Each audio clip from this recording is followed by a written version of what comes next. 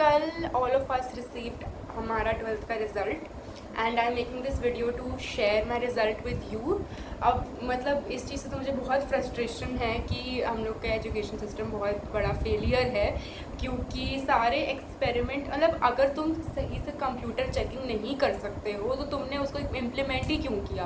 भाई एक साल में इतने लाखों बच्चे दे रहे हो और तुमने एक साल को उस एक्सपेरिमेंट की तरह कर लिया। चलो एक साल तो कुछ गड़बड़ होगी, अगले साल से हम ठीक करेंगे, अगले साल से हम ठीक कर लेंगे का क्या मतलब है। भाई हमारा तो एक साल, हम तो इसी साल दे रहे थे ना, हमारे ईयर में ही सारे एक्सपेरिमेंट्स होने थे कि हम कंप्यूटराइज चेकिंग करेंगे, जिससे एक तो बोले थे फास्टर रिजल्ट के लिए और बहुत ही फास्ट आ गया। पिछले 2 सालों से 13th में पे या उसके आसपास ही रिजल्ट आ रहा है और कल भी मतलब कल ही आया। तो क्या आपने तीर मार लिया, क्या उखाड़ लिया आपने कंप्यूटर चेकिंग करके। उन्होंने बस ये किया है कि मतलब रिजल्ट में की स्पीड में तो कोई डिफरेंस, मानो अगर वो एक उल्टा पुल्टा रिजल्ट देते बट थोड़ा जल्दी दे देते, अगर थोड़ा जल्दी देते तो समझ में भी आता कि ठीक है चलो इन्होंने कुछ तो पहले दे दिया रिजल्ट तो कुछ तो फ़ायदा आया कंप्यूटर चेकिंग का। बट आप दे भी लेट रहे हो और उसके ऊपर से दे भी गलत रिजल्ट। तो मैं तुम लोगों को अपने मार्क्स बताऊंगी मैक्सिमम से लीस्ट में। तो I had taken science 11th में with maths. Let's get into it. I will tell you the subject जिसमें मेरे मैक्सिमम आए, देन इन डिक्रीजिंग ऑर्डर हम लोग चलते हैं। तो मेरे सबसे ज़्यादा मार्क्स आए हैं इन आईपी में, विच इज़ इंफॉर्मेटिक्स प्रैक्टिस, मतलब कंप्यूटर ही हो गया। तो I got 96 in IP. Then I got maths में which is 95 and in English 94। In physical education हम लोग में 6 सब्जेक्ट्स होते हैं। Let me just tell you, क्योंकि हम लोग का स्कूल ये समझता है कि आपको 6 सब्जेक्ट, उन्होंने फिजिकल एजुकेशन सबको दे ही देते हैं, वो you don't have a choice. और वो समझते हैं कि वो आपका रिजल्ट बेटर करेगा और यू कैन रिमूव 1 सब्जेक्ट, जो एक्चुअली मैं उस टाइम तो बहुत कोसती थी उनको कि क्यों हमें 6 सब्जेक्ट पढ़ा रहे हो, सबके स्कूल में तो 5 सब्जेक्ट होते हैं। बट रिजल्ट के टाइम पे I get you school why you did that. तो फिजिकल एजुकेशन में आई गॉट 92, देन फिज़िक्स में 91 एंड सबसे बेकार मार्क्स आए हैं मेरे फेवरेट सब्जेक्ट में केमिस्ट्री, जो मेरा मतलब I love you chemistry, but मेरे सबसे गंदे मार्क्स आए हैं उसमें, विच इज़ 86। नाउ प्लीज़ तुम लोग मुझे प्लीज़ अटैक मत करना। तो वैसे मैं बता देती हूँ, बेस्ट ऑफ 5 में मेरा बनता है, मतलब 5 सब्जेक्ट्स का रिजल्ट हर जगह डलता है, तो मेरा उसमें बनता है 93.6%। और अगर तुम पूरे सबका मिला के देखो तो 90.6 या कुछ ऐसा बनता है। तो मुझे पता है कि this is a fine, it is a good score, it is respectable score, 90 से ऊपर आगे जो ठीक है। बट मतलब तुम लोग मुझे अटैक मत करना भी कि ये लोग तो ऐसे ही होते हैं, इनको तो 90 से ऊपर आते हैं फिर भी रोते रहते हैं। नहीं ऐसा प्लीज़ मत बोलो, क्योंकि मुझे पता है मुझे और मार्क्स केमिस्ट्री में तो मिलने ही चाहिए थे। मतलब मैं तुम्हें बताती हूँ, मैथ्स इंग्लिश आईपी में तो मैंने सोचा था फुल ही आएंगे तीनों में, और केमिस्ट्री में मे बी 3 मार्क्स या 2 मार्क्स कट जाए। But I had never thought 86 that is no, because I love chemistry को। भाई मैं इतने अच्छे से पढ़ के गई थी, सब दिया था, बट आई डोंट नो। देखो इन्होंने ये किया है कि जो लोग पास नहीं हो रहे थे उनको तो पास कर दिया है, एक्चुअली ज़्यादा ही मार्क्स से पास कर दिया है।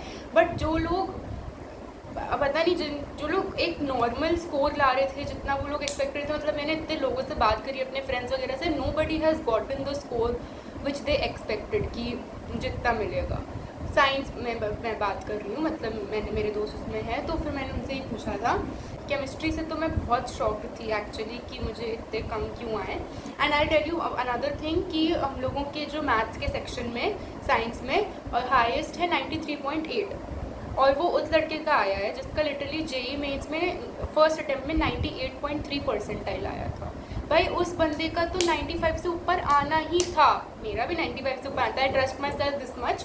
But I don't know that इन्होंने ये कैसी चेकिंग करी। और तुम लोग प्लीज़ ये, अगर हम लोगों के भी 90 से ऊपर आए, जैसे तुम्हारे अगर 85 आए, 88 आए, नो पीपल की जिनके 85 आए हैं, 86 आए, but they are well deserving. भाई उनको 90 से ऊपर तो आने चाहिए। तो आई डोंट नो कि इन्होंने इस बार क्या किया। मतलब तुम सोचो हमारे पूरे सेक्शन में इतने अच्छे बच्चे, मतलब 2 बच्चों के हमारे सेक्शन में 98.3 परसेंटाइल आए, एक के 96.6 and I talk about first attempt. Second attempt का आई डोंट नो कितने उनको आए, ज़्यादा ही आए होंगे मे बी। बट इन लोगों के भी 90% आए हैं 12th में, मतलब हाईएस्ट इज 93.8। मतलब दैट इज़ वेरी शॉकिंग। और पूरे साइंस सेक्शन में बायो वगैरह को मिला लो तो भी हाईएस्ट इज़ 93, मतलब वही 93.8, क्योंकि 5 बच्चों के 93% के आसपास के हैं, जिसमें 93.6 है। तो मेरे बाद जिसका फ़ोटो उन्होंने डाला उसकी 93.2 है, फिर 93 है, 93, मतलब बढ़ा ही नहीं है रिज़ल्ट। इतने इंटेलिजेंट बच्चे हैं ये जिनकी मैं बात कर रही हूँ, जिनका तो मैंने जब अपना रिज़ल्ट देखा ना तो मुझे लगा यार अब तो मेरा टॉप 10 में भी नहीं नाम आने वाला है, क्योंकि और भी इंटेलिजेंट लोग हैं जिनका 95 से ऊपर आ जाएगा। बट आई वॉज लाइक इसका भी 93 है, इसका भी 93 है। दैट वॉज मतलब तुम्हें कभी कभी लगता है ना कि अरे ये तो इतना पढ़ता है, इसका तो ये तो सिटी टॉपर बनेगा, ये तो 96 तो एटलीस्ट 97 तक तो लाएगा ही। बट जब तुम्हें उस बंदे का भी मार्क्स नहीं दिखता तो तुम्हें लगता है कि पता नहीं फिर तो क्या ही चेकिंग हुई है। और अब रीचेकिंग की बात है तो मेरे साथ 10th में भी ऐसा होता, अगर तुम्हें जानना है तो मैं डाल दूँगी अपना 10th का भी रिजल्ट बाद में। तो 10th में भी मेरे एक सब्जेक्ट में बहुत कम मार्क्स आए, जो मैंने कभी नहीं सोचा था कि उसमें इतने कम मार्क्स नहीं, क्योंकि भाई जब तुम पेपर लिख रहे हो तो तुम्हें कुछ आइडिया तो होता है ना कि मैंने इतनी चीज़ गलत की, और फिर तुम घर जाके थोड़ा बहुत चेक करते हो। तो मैं कभी भी चेक नहीं करती, क्योंकि मैं बहुत फटती है मेरी ये चेक करने से मार्क्स या डिस्कस करने से भी पेपर। बट एक स्पेसिफिकली एक क्वेश्चन था केमिस्ट्री में, आई थिंक HVZ रिएक्शन का था, और मैंने उसमें कुछ गलत रिएक्शन लिखी थी जो HVZ नहीं थी, कुछ और ही लिखती थी। तो मुझे पता था लिखते समय भी कि ये गलत है, जो सबको पता होता है कि मैं कुछ गड़बड़ी लिख रहा हूँ, बट मैं बस लिख रहा हूँ कि खाली पेज ना छूटे। तो बस मेरा वो गलत होना चाहिए था लिटरली, बाकी सब मुझे मिलना चाहिए थे मार्क्स। आई डोंट नो उन्होंने इस बार ईजी पेपर सेट किए थे, क्योंकि सब्जेक्ट्स में आई थिंक कि पिछले साल से ईजी पेपर सेट किए थे, इसलिए उन्होंने मार्क्स कम दिए हैं, या इन्होंने क्या किया। और फिर मुझे सबसे ज़्यादा तो वो लगता है कि फिर मैं उन लोग के देखती हूँ जो आर्ट्स में है, कॉमर्स में है, सबसे ज़्यादा हमेशा तो 12th से हाईएस्ट स्कोर जो भी जाता है वो आर्ट सेक्शन से ही जाता है, वो तो है। बट वो लोग भी बड़ी मेहनत करते हैं, कोई फुद्दू चीज़ नहीं है 12th में लेके आना। तो मतलब बाकियों का नहीं पता मुझे, but I think I also deserve more marks इसमें। कि I am happy. Okay please ये सब मत बोलना यार कि तुम खुश नहीं हो इतने लाके भी, हम ये सब मत बोलना please. I am just sharing with you कि एक्चुअली मैं डिज़र्व करती थी, और भी बच्चे और डिज़र्व करते हैं जो उनको नहीं मिला है। और अब रीचेकिंग में भेजने में तो डर भी बहुत लगता है। दूसरी चीज़ देखो 12th के मार्क्स इतने कोई लग नहीं रहे हैं, अगर मेरे 85 आते, मेरे 93 आए, मेरे 97 भी आ जाते, कॉलेज तो मुझे मिल ही चुका है ना।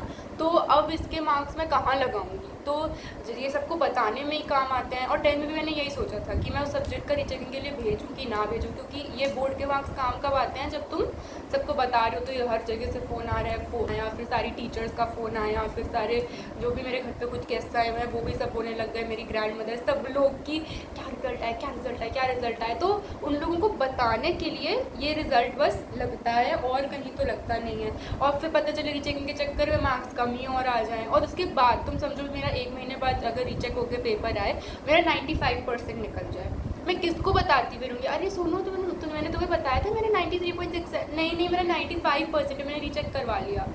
तो मुझे तो लगता है बस दूसरों को बताने के लिए रिज़ल्ट काम आता है, दूसरों को सबको अब 1 घंटे में ही रिज़ल्ट आने के सबको पता चल चुका होता है कि किसका क्या आया है। तो अब कोई पॉइंट नहीं है कि मैं उसको रीचेकिंग में भेजूँ, 2% के लिए लड़ाई करूँ, 3% के, या 86 से उसको 90 भी करा लूँगी, तो क्या मुझे अंदर की संतुष्टि मिलेगी। तो it's better to not do that, but I am upset with it of course. और पूरा जो नीट कंसिडर में तो बहुत हार्ट ब्रेकिंग था, बहुत ज़्यादा हार्ट ब्रेकिंग था। मतलब मैं तो थैंकफुल ही हो रही थी कि थैंक गॉड मैं नीट नहीं दे रही, वरना मैं तो सर्वाइव ही नहीं कर पाती। और जो लोग बेचारे अगले साल भी नीट दे रहे हैं उनकी कितनी बढ़ गई होगी। तो I respect you all who are giving NEET, and I send you all my love, and I send you courage and strength that you are able to handle and you are able to tolerate this nonsense, and I hope कि तुम सबके साथ बहुत बहुत justice हो। Thank you for watching, and yeah, bye.